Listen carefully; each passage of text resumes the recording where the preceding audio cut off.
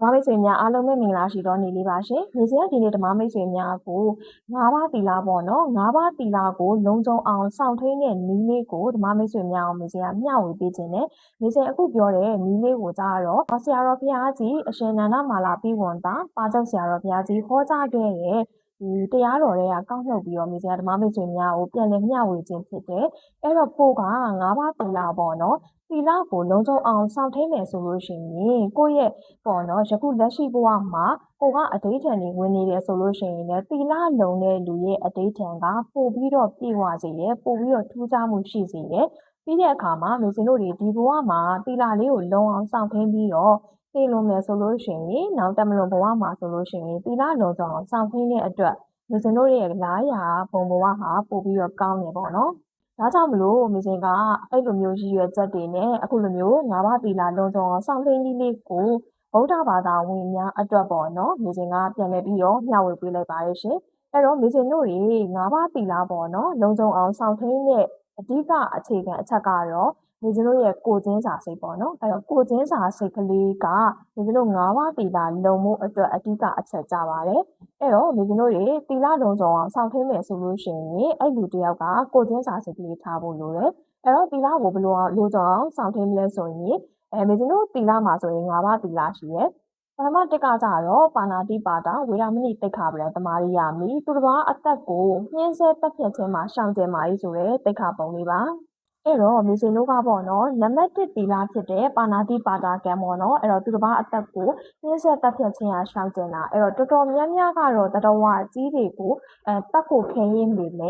ေတတဝအသေးလေးတွေဖြစ်တဲ့ချင်းပေါ့နော်ချင်းကတော့မိစင်နမူနာပေးတာပါအဲ့တော့ချင်းလေးကိုလွယ်လွယ်ကူကူတက်ဖို့ကတော့မခဲရင်းပေါ့နော်ဘာလို့လဲဆိုတော့ကိုယ့်အသားကိုကိုက်တဲ့အတွက်နားတဲ့အခါမှာဒေါသဖြစ်တယ်ဒေါသအလျောက်ဒီချင်းကိုတက်မိလိုက်တယ်ပေါ့နော်ဒါကတော့နံပါတ်1အချက်ဒေါသထွက်လိုက်တော့ပေါ့နော်အဲ့တော့ကိုကဘယ်လိုမျိုးကိုချင်းစာစိတ်ပြင်မလဲဆိုရင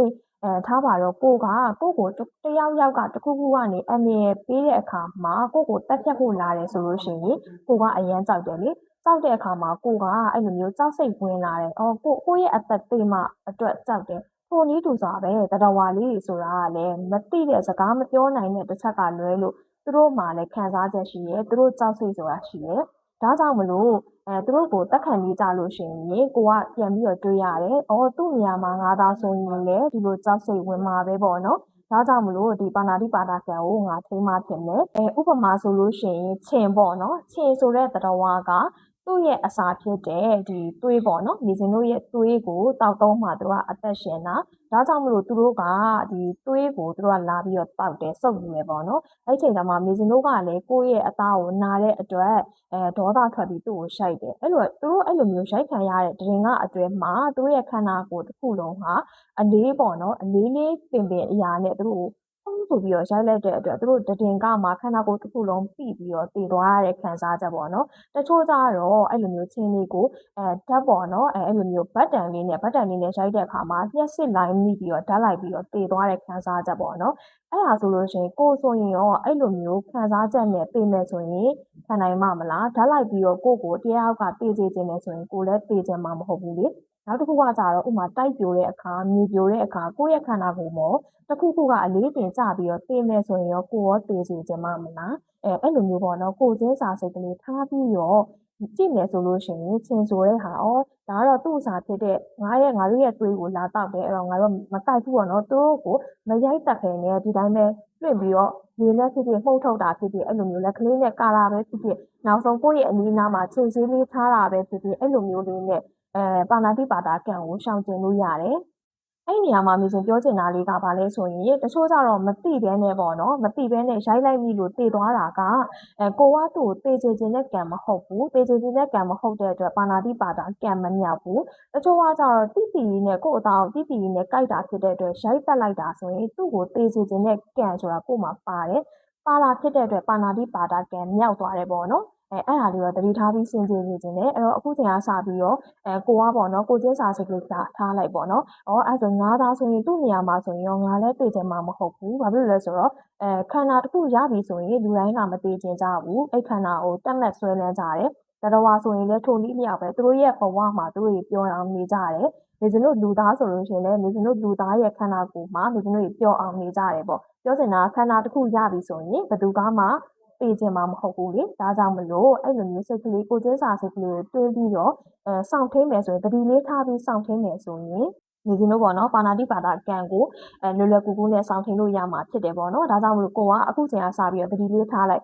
ချိန်ကြိုက်ပြီဆိုလို့ရှိရင်သူလည်းတေးခြင်းမှမဟုတ်ဘူးငါလည်းမတေးခြင်းဘူးဒါကြောင့်မလို့သူ့ငါမတတ်တော့ပါဘူးလေဆိုပြီးအဲ့လိုမျိုးမှုန့်ထုတ်တာဖြစ်ဖြစ်ဖယ်လိုက်တာဖြစ်ဖြစ်အဲ့လိုမျိုးလေးလုပ်ပေးပါအရန်ချိန်နေများရဲဆိုလဲချိန်ကြီးလေးထားပါတော့အဲ့လိုမျိုးလေးနဲ့တတိထားပြီးတော့ရှောင်ကျင်ပေးပါဒါကမြေစင်ကချင်းကိုဥပမာထားပြီးပြောတာတခြားတရဝါလေးဆိုလဲထုံကြီး၎င်းမဲ့ပိုးခွက်တို့ပရွက်စိတ်တို့ထုံကြီး၎င်းမဲ့ပေါ့နော်တရဝါတွေအကုန်လုံးကတေးစေခြင်းနဲ့စိတ်မရှိကြဘူးပေါ့နော်အဲ့လိုကိုကျင်းစာစိတ်ကလေးထားပြီးတော့ရှောင်ကျင်မယ်ဆိုရင်ပါဏာတိပါဒကံဟာလွယ်လွယ်ကူကူရှောင်ကျင်လို့ရပါတယ်အခုချိန်ကစပြီးတတိလေးနဲ့ပေါ့နော်အရာရာတိုင်းကတော့တတိလေးထားပြီးတော့စောင့်ထိန်ပေးပါဒါဆိုရင်ပါဏာတိပါဒကံကိုလွယ်လွယ်ကူကူနဲ့ဓမ္မမိတ်ဆွေများစောင့်ထိန်လို့ရမှာဖြစ်တယ်ပေါ့နော်ကိုကျင်းစာစိတ်ကလေးနဲ့စောင့်ထိန်ပေးပါဒုတိယသီလဖြစ်တဲ့အဒိဏဒါနာကံထိုနည်း၎င်းမဲ့အဒိဏဒါနာကံဆိုတာကသူတစ်ပါးရဲ့ပစ္စည်းကိုခိုးယူခြင်းအားရှောင်ကျင်ခိုင်းတာအဲ့တော့ကိုကချွေးနှဲစာလေးနဲ့ကိုရှာထားတဲ့အရာပေါ့နော်အရာတစ်ခုကိုသူတစ်ပါးကနေပြီးတော့ခိုးယူမယ်ခိုးသွားမယ်ဆိုရင်ကိုကြိုက်မလားအဲ့ခံစားချက်ကလေးတွင်းကြည့်ပေါ့နော်ဥပမာဆိုရင်ကိုကဖုန်းလေးတစ်လုံးကိုဝယ်ထားတယ်အဲ့ဖုန်းလေးတစ်လုံးရဖို့အတွက်ကိုကပတ်စံလေးစုပြီးတော့ဝယ်ထားတဲ့ဖုန်းလေးတစ်လုံးဒါပေမဲ့ကိုကကားစီးသွားတဲ့အခါမှာအဲ့ဖုန်းကိုကပိုင်းနိုင်သွားတယ်ကပိုင်းနိုင်ခံလိုက်ရတဲ့အခါမှာအရန်နှမျိုးတတစွာနဲ့အရန်ဝမ်းနေရတယ်ဘာလို့လဲဆိုတော့ဒီဖုန်းတစ်လုံးရဖို့အတွက်သူဘယ်လိုမျိုးစုပြီးဝယ်ထားရလဲပေါ့နော်အဲ့တော့ခံစားချက်ကိုကျင်းစာစိတ်အဲ့တော့ငါဟာအဲ့သူတစ်ပါးပေါ့နော်လွယ်လွယ်ကူကူရထားတာမဟုတ်ဘဲနဲ့သူတို့တွေဘယ်လိုမျိုးရထားတာပဲဖြစ်ဖြစ်ပေါ့နော်သူတို့ရဲ့ပိုင်တဲ့ပစ္စည်းတစ်ခုကိုငါယူလိုက်မယ်ဆိုရင်သူတို့ရဲ့ခံစားချက်ကဘယ်လိုနေမလဲပေါ့နော်အဲ့တော့ကိုကျင်းစာစိတ်ကလေးထားပြီးတော့အဲ့အဒိဏဒါနာကံကိုစောင့်ထိန်မယ်ဆိုရင်လည်းလွယ်လွယ်ကူကူစောင့်ထိန်လို့ရတယ်အဓိကတော့တခုခုကျိုးလို့မြင်မယ်ဆိုရင်ကိုကျင်းစာစိတ်ကလေးတွင်းလိုက်အဲ့ဆိုရင်အဲ့ကံအလိုလိုစောင့်ထိန်ပြီးသားဖြစ်မယ်အဲ့တော့အဒိဏဒါနာကံဆိုလို့ရှိရင်လည်းကိုကသူကပစ္စည်းကိုမတိဘဲနဲ့ယူခံပြီးဆိုလို့ရှိရင်ကိုကကိုကျင်းစာစိတ်ကလေးပြန်တွင်းလိုက်ပေါ့နော်ငါဟာငါရဲ့ပစ္စည်းကိုလည်းသူတော်ကအဲ့လိုမျိုးလာကြည့်နေဆိုရင်ငါကြိုက်မှာမဟုတ်ဘူးဒီပစ္စည်းရဖို့ငါဘယ်လိုမျိုးခက်ခက်စုစည်းထားရတယ်စုဆောင်းထားရတယ်ပေါ့နော်သူဆိုလို့ရှိရင်လည်းအဲ့ပစ္စည်းရဖို့သူတော်တော်လေးကိုစုဆောင်းထားတယ်သူ့အတွက်တန်ဖိုးရှိတဲ့ပစ္စည်းဖြစ်မှာပဲလေဆိုတော့ကိုကျင်းစာစိတ်ကလေးပေါ့နော်ကိုကျင်းစာစိတ်ကလေးကိုထားပါဒါဆိုရင်အဒိဏဌာနကံကျူးလွန်ဖို့အတွက်ကိုကပေါ့နော်စောင့်ထိန်ပြီးသားဖြစ်သွားမယ်ပေါ့နော်ဒါဆိုလို့ရှိရင်ကိုကအဒိဏဒါနာကံကိုကျူးလွန်မိချိန်မှာဆိုလို့ရှိရင်တတိလေးပြန်ထားပေးပါ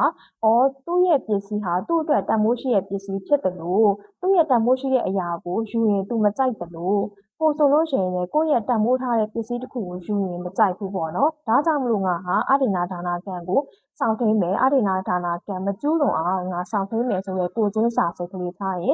ဒုတိယမြောက်ကံကိုလည်းစောင့်ထိန်ပြီးသားဖြစ်သွားပါလိမ့်မယ်အဲ့တော့မေစင်အခုပြောမှာကတတိယမြောက်ကံကာမေတုမိစ္ဆာစာရာကံပေါ့နော်ကာမေတုမိစ္ဆာစာရာဆိုလို့ရှိရင်လည်းထိုနည်း၎င်းနဲ့သူတစ်ပါးရဲ့သားမယားသူတစ်ပါးရဲ့အိမ်တော်တစ်ခုမှာရှိရဲ့ဒီယောက်ျားမိန်းမကိုကစိတ်နဲ့တော်၎င်းဒီကာယကံနဲ့တော်၎င်းပြစ်မှားမိတာပေါ့နော်အဲ့ဒါဆိုလို့ရှိရင်လည်းကာမေတုမိစ္ဆာစာရာကံထိုက်ပါတယ်ကိုကပေါ့နော်ဒီကာမေတုမိစ္ဆာစာရာအကံကိုကျိုးလွန်မိမယ်လို့ဒီစိတ်ကဆုံးဖြတ်လိုက်ပြီဆိုရင်ကိုကပြန်ပြီးတော့တတိလေးနဲ့ထိန်းပြီးပေါ့နော်ငါမှာဒါဒီလိုမျိုးအိမ်အောင်ရှိတယ်ငါရဲ့ယောက်ျားတော်၎င်းငါရဲ့မိန်းမတော်၎င်းပေါ့နော်အခြားတယောက်ကနေပြီးတော့အဲ့လိုမျိုးလာပြီးတော့ကာမပါရှိတဲ့သူတွေကိုဖောက်လဲဖောက်ပြန်တဲ့ဒီလိုမျိုးဖြတ်စည်းမယ်ဆိုရင်ငါရောကြိုက်ပါမလားငါစိတ်ကောဘယ်လိုခံစားရမလဲဆိုရင်ကိုချင်းစာစိတ်ကလေးကိုထားပေးပေါ့နော်အကယ်၍မလွဲမရှောင်သားပေါ့နော်အိမ်အောင်ရှိတဲ့သူတွေနဲ့အတူတူအလုပ်လုပ်ကြရတာဖြစ်ဖြစ်အဲ့လိုအနေနီးပြီးတော့အလုပ်လုပ်ကြရတယ်ဆိုလို့ရှိရင်လည်းကိုယ့်ရဲ့စိတ်ကလေးကိုမตายရမိအောင်လို့စိတ်ကိုထိန်းပေးပေါ့နော်ကိုယ့်ရဲ့စိတ်ကတကယ်ကလူတွေရဲ့စိတ်ကပြောလို့မရဘူးအိမ်အောင်ရှိတဲ့သူဆိုလို့ရှိရင်လည်းတခါတရံမှာစိတ်ကလေးကตายရပြီးတော့တွားပြီးတော့တိမ်ညွတ်တတ်တယ်အဲ့လိုအခါကျရင်ကိုကစိတ်ကလေးနဲ့ပြန်ထိန်းပေါ့နော်အဲ့တော့ဘယ်လိုမျိုးစိတ်ကလေးနဲ့ထိန်းမလဲဆိုရင်သူဟာအိမ်အောင်ရှိပြီးသားလူတစ်ယောက်သူ့မှာဆိုလို့ရှိရင်ကာမပိုင်မိန်းမတော်၎င်းယောက်ျားတော်၎င်းရှိတယ်တချို့ဆိုလို့ရှိရင်ကလေးတွေရှိရပေါ့နော်တသားမီးမီးလေးရှိတယ်ငါသာသူတို့ရဲ့အိမ်အောင်ကြီးဝင်ဖြတ်စည်းလိုက်မယ်ဆိုရင်ကြံနေခဲ့တဲ့မိန်းမတော်၎င်းယောက်ျားတော်၎င်းနဲ့ကလေးတွေရဲ့ ဒီဘဝရှည်ရေးဟာတဖြည်းဖြည်းနဲ့အဆင်မပြေဘူးအိမ်တော်ကြီးပြုတ်ခွဲသွားနိုင်တယ်ဆိုတော့အဲ့လိုကိုချင်းစာစိတ်ကလေးထားမယ်ဆိုရင်အဲ့ဒီကာမေတုမိစ္ဆာစာရာကံကိုကျူးလွန်မှုအတွက်အဟံတားဖြစ်စေရပေါ့နော်ကံမမြောက်အောင်ဒီစင်တို့ကကိုချင်းစာစိတ်ကလေးနဲ့ဆောင်ထိန်ပေးရတယ်ဒါဆိုလို့ရှိရင်ဒီစင်တို့ကာမေတုမိစ္ဆာစာရာကံကိုကျူးလွန်မှုအတွက်ကိုချင်းစာစိတ်ကလေးခံလိုက်တဲ့အတွက်ကျူးလွန်မှုအတွက်အဟံတားဖြစ်သွားတယ်ပေါ့နော်အဓိကကတော့တတိလေးထားပြီးတော့ကိုချင်းစာစိတ်ကလေးနဲ့ထိမယ်ဆိုရင်အဲ့ကံကျူးလွန်မှုကမထမြောက်ပါဘူးဒါဆိုလို့ရှိရင်မေဇင်တို့ကအခု3ကံမြောက်ပြောပြီးပြီဆိုရင်အဲ့တော့မေဇင်တို့4ကံမြောက်ဖြစ်တဲ့မုတာဝါဒပေါ့နော်မုတာဝါဒဝေဒမဏိတိခါပဒံတမာရိယာမိသူတစ်ပါးကိုလိညာလှည့်ပြပြောဆိုခြင်းကနေရှောင်ကျဉ်ခိုင်းတာအဲ့တော့တော်တော်များများကအဲ့မုတာဝါဒကံကိုကျူးလွန်မိကြတယ်ပေါ့နော်ဘယ်လိုအခါကျူးလွန်မိလဲဆိုရင်ကြီးကြီးမားမားလိညာတာမျိုးမဟုတ်ဘဲနဲ့မေဇင်တို့တွေဘယ်လိုလဲဆိုရင်တခါတရံမှာခလေးလေးတွေကိုစနောက်ပြီးတော့ဟိုမှာနေနေလာနေပြီစသဖြင့်မလာဘဲနဲ့တကယ်လာနေတယ်လို့ပြောလိုက်မိတဲ့အခါပေါ့နော်အဲ့လိုမျိုးပြတ်ပြတ်ပေါ့နော်စနောက်မိတဲ့အခါကြလို့ရှိရင်မုတာဝါဒကံကကျူးလွန်မိတာဖြစ်သွားတယ်ပေါ့နော်ဒါဟာ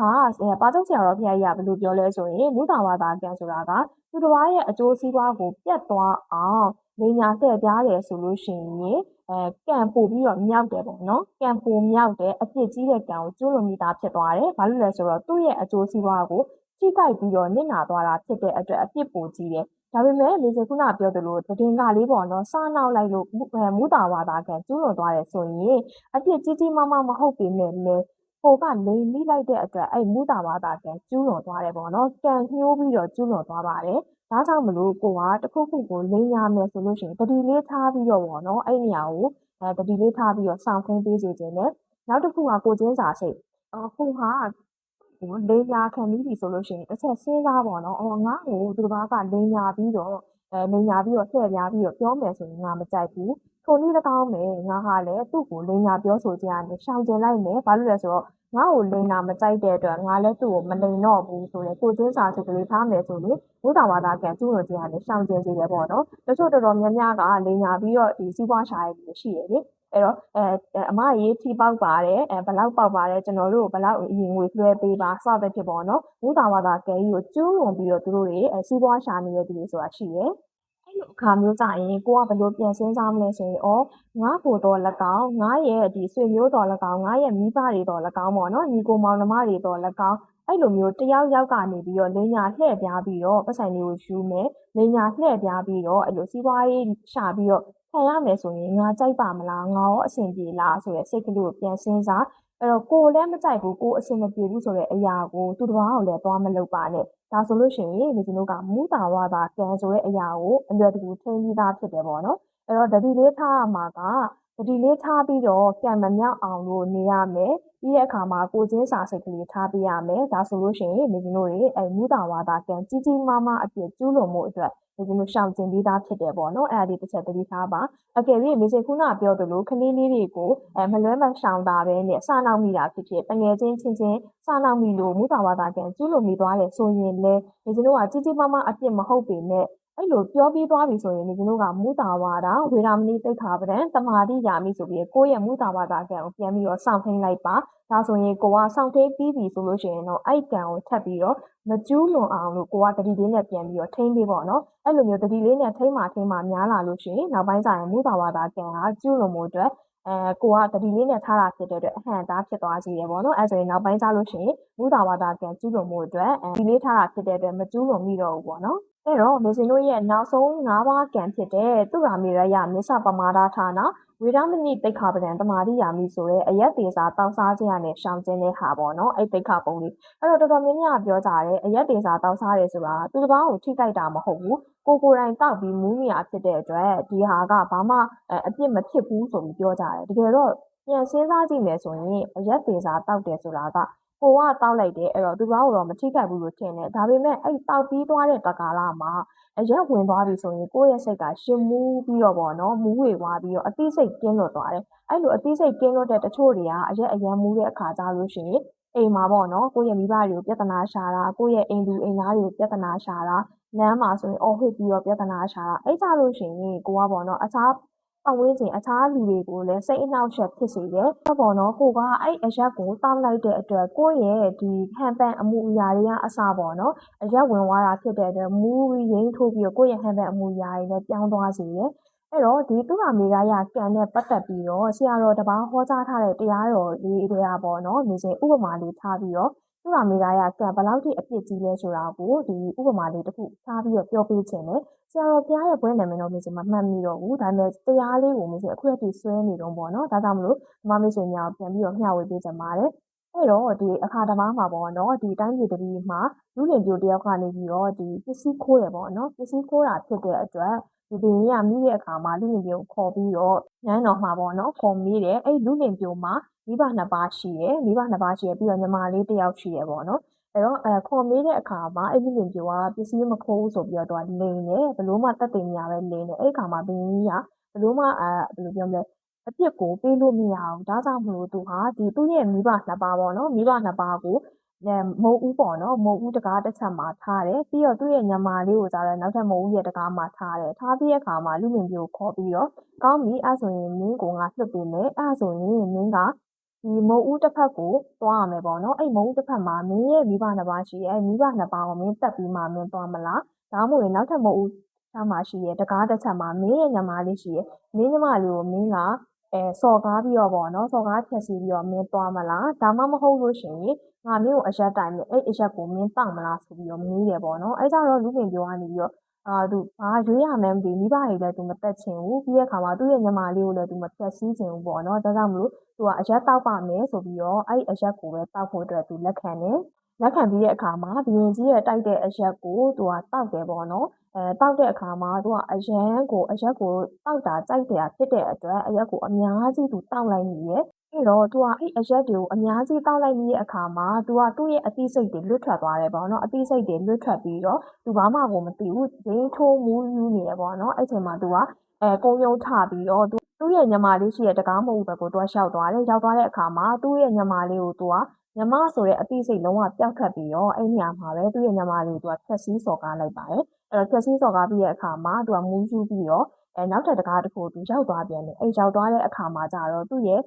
မိဘနှစ်ပါးပေါ့နော်မိဘနှစ်ပါးကိုတွေ့အဲ့တော့သူ့ရဲ့မိဘနှစ်ပါးကိုတွေ့တဲ့အခါကျတော့လေသူကမူးယူပြီးအသိစိတ်ပြောင်းနေတာဖြစ်တဲ့အတွက်မိဘနှစ်ပါးကိုစိမ်းမောင်းရိုက်နှက်ပြီးတော့မိဘနှစ်ပါးကိုတတ်မိလိုက်တယ်ပေါ့နော်အဲ့လောက်အခြေအနေထိကိုဖြစ်သွားတယ်အဲ့တော့ပြောချင်တာလေးက